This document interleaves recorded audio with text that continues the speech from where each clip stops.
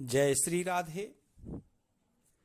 एक भक्त की सत्य घटना, भगवान की असीम कृपा।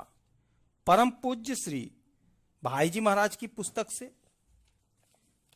मेरी अवस्था इस समय लगभग 70 वर्ष की है। प्रभु की दया से जीवन का यह काल आनंद से ही बीता।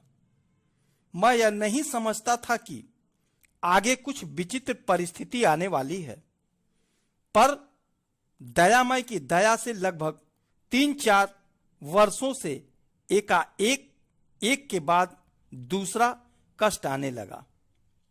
जिस दिन अष्टग्रही के 5 ग्रह 6 सितंबर 1961 को आए, उस दिन सवेरे अचानक हाई ब्लड प्रेशर बड़े भयानक रूप में आया। साथ ही एक पुत्र की मानसिक दशा भी चिंताजनक हो गई। रात में नींद न आती थी। मेरे मित्रवर बटुकनाथ जी शर्मा, जो काशी विश्वविद्यालय में संस्कृति विभाग के अध्यक्ष थे, उन्होंने राम नाम के विषय में एक बड़ा ही सुंदर लेख कल्याण कल्प रूप में लिखा था।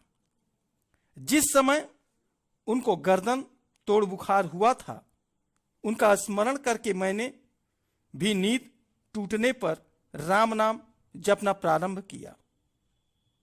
2 ही 3 दिन में 25 से 30 बार राम राम कहने पर नींद आने लगी।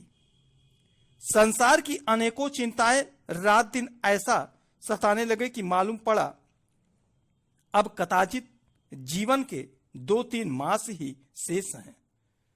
श्रीमद् भागवत का पाठ प्रारंभ किया। उससे कुछ धीरज बंधा।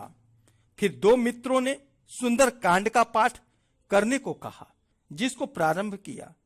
साथ ही राम रक्षा स्त्रोत और पूज्य मालवीय जी द्वारा उपदिष्ट श्रीमद् भागवत गजेंद्र मोक्ष का भी पाठ प्रारंभ किया।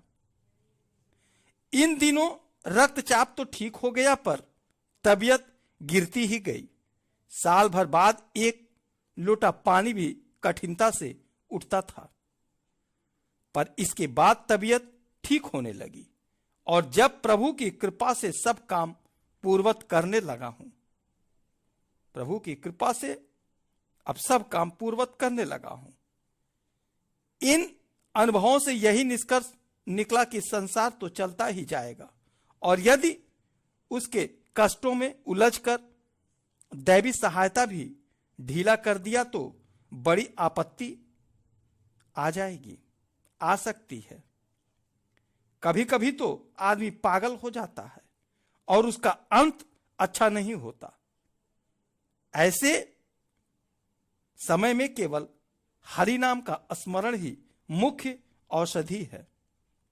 आर्त होकर विश्वास पूर्वक भगवान का निरंतर नाम जपना चाहिए, तब सारे कष्ट धीरे धीरे हवा हो जाते हैं। श्री हनुमान जी की उपासना से रोज प्रातःकाल 1 लोटा जल पीपल के पेड़ की जड़ में डालना चाहिए, और मंगलवार तथा शनिवार को संध्या को तिल्ली के तेल का दीपक जलाकर उनको प्रणाम करना चाहिए।